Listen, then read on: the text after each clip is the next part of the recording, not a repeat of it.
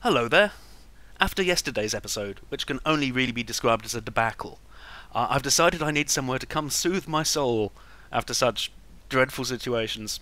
And what can be more soothing than an aquarium? So I took the lake that was already here, and I've put a little glass wall in, so I'll be able to walk past and see my fish whenever I'm going through my tunnels.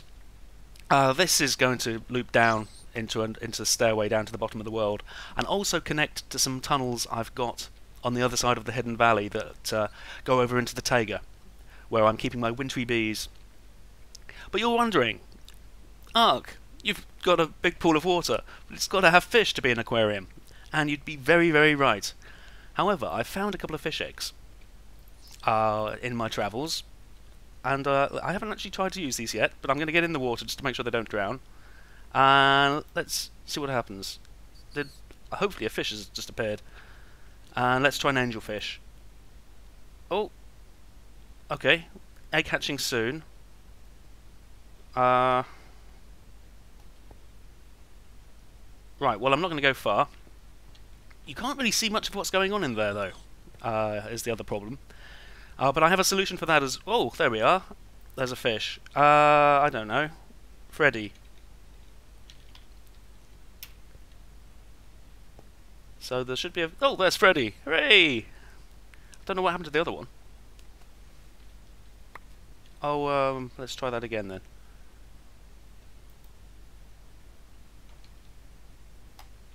Oh no, okay, that one's going to hatch soon now as well. I got these when I was just happening to beat up fish over in the river. They're from Mo creatures, of course, but it is a bit dark in there. But I have a plan. I've sort of made a little tunnel here. Now, if you... Oh, and there we go. What? I don't know. I can't even remember what sort of fish that was. Let's call him Yarrow. For absolutely no good reason. That's just a word that sprang into my mind because I don't want to take all day naming my fish.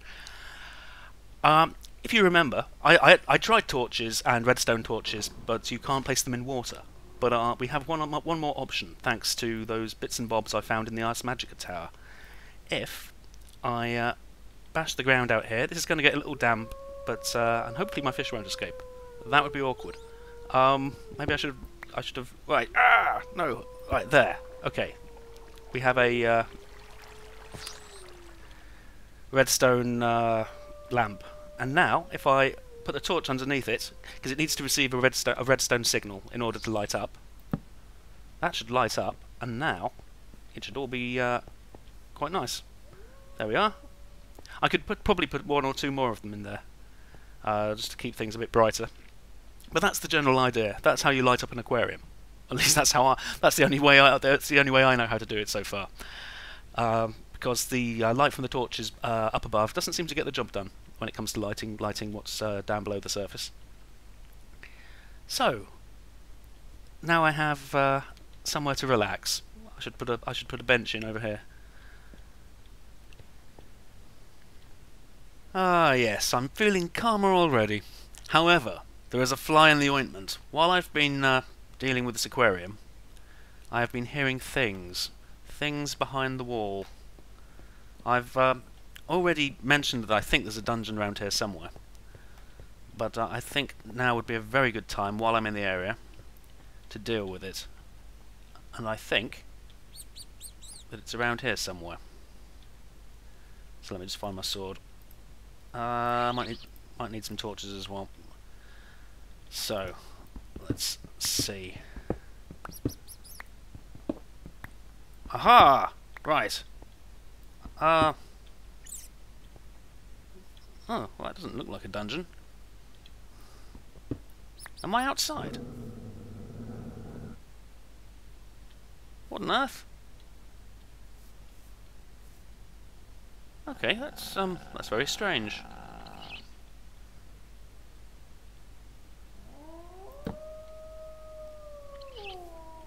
That's very strange indeed. It's not a dungeon. I don't know what it is. Let's have a little dig.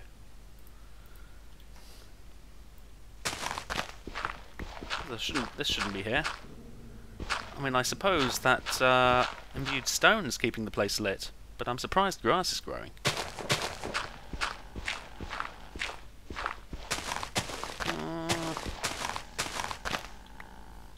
Well, now I've just made a mess.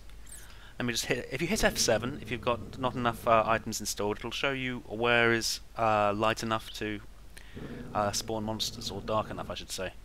So let's just pop a couple more torches in here. I will. Doesn't matter if a monster or two turns up. I can handle them. But yeah, I don't know quite what I'm going to do about that. I probably ought to use it for something.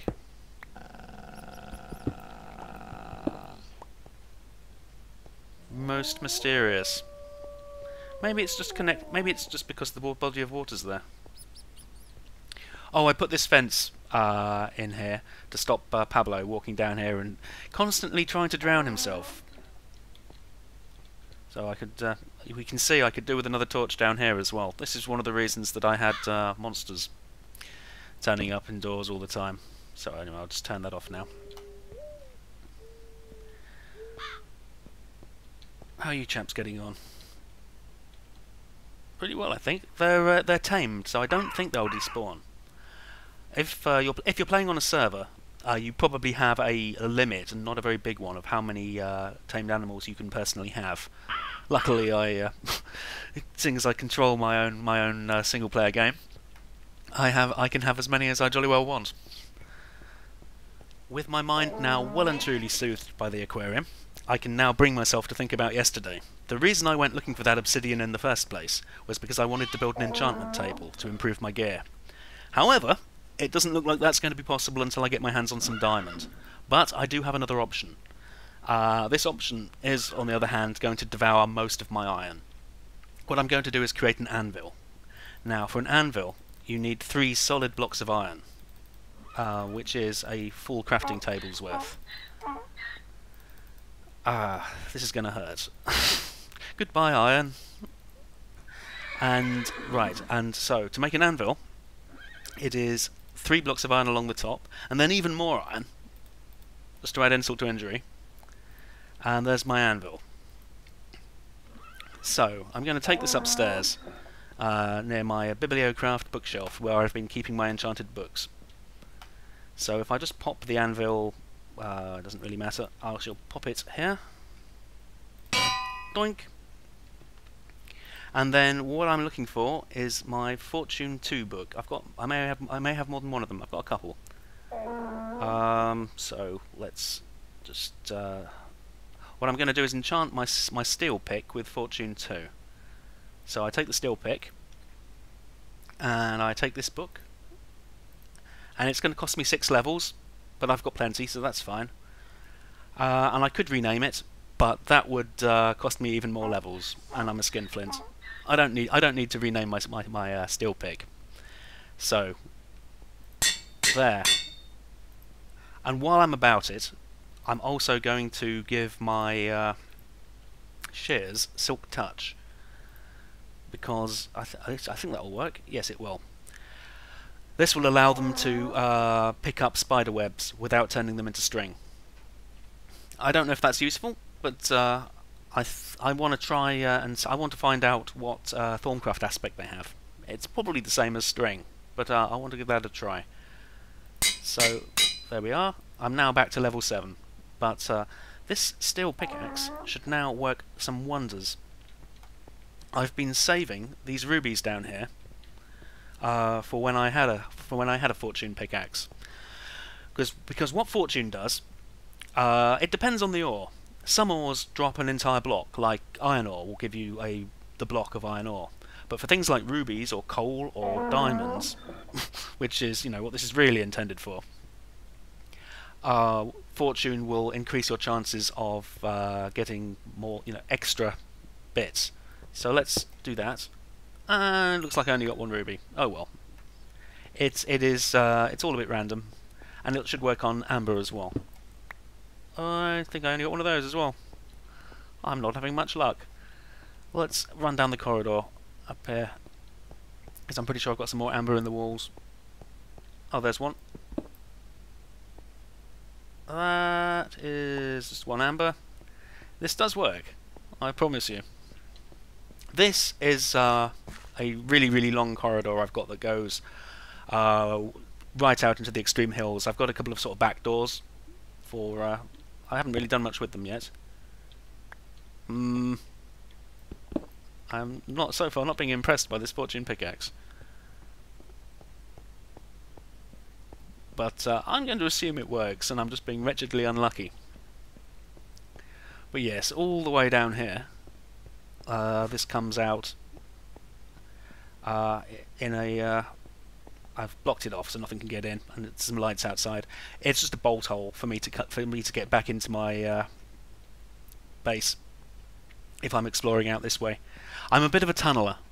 I've got tunnels going off all over the place. Well, that's 2 coal, but I can't remember how many you normally get.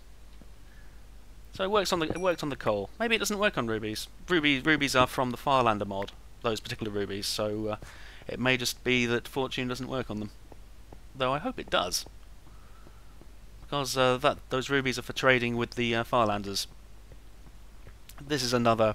This is a ladder I've got going up to another little spot on the surface, but I won't bore you with that.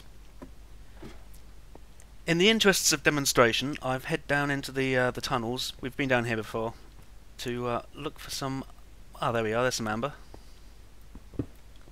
That was just one. See if I can find any more. Oh, hello, who's he? Oh, he's another light mage. You can tell by the colour of their spellbook, so he's harmless enough. So let's see. If I can find some cobweb, that'd be perfect. So I can show off the silk touch. And I think there's some down here. Oh, there's also these rubies over here I was saving. So let's see. One.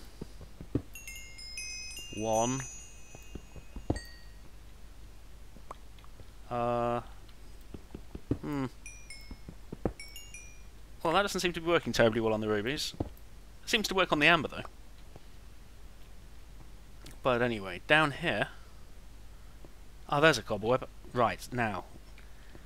If I use the Silk Touch shears on this, it should just come up as a cobweb. There we are. So let's have a look at that. I think that's much the same as string, except it's got the insect. Oh, it is different from string, but it's nothing particularly rare aspect-wise. But still, it means now you can place it as a cobweb if you like that sort of decorating, which I might do at some point. Also, of course, cobweb slows down anything that's moving through it, so you could use it for a trap. You know, particularly if you're on a multiplayer server or something like that.